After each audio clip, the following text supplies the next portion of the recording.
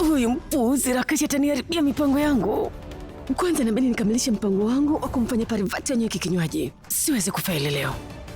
Bwana Rakesh, niulize tu, hivi vituko ndio vimeanza? Kwa nini kila saa unamwandama Parvati? Kwani Parvati kitu gani amekuchukulia wewe? Nataka nimpatie zawadi maalum kabisa. Parvati wala hana haja ya kuolewa na wewe hata kidogo. Bi Ambika naongea na Bi Parvati. Lakini mimi naongea na wewe. Mimi ndo naongea naye hapa. Basi sikiliza jibu langu mimi. Kamwe haiwezekani.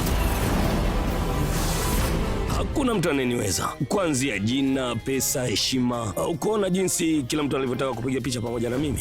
Mimi nina heshima kubwa sana katika jamii. Parinet, Jumatatu hadi Ijumaa, saa 3 kamili usiku ndani ya Mambo Moto.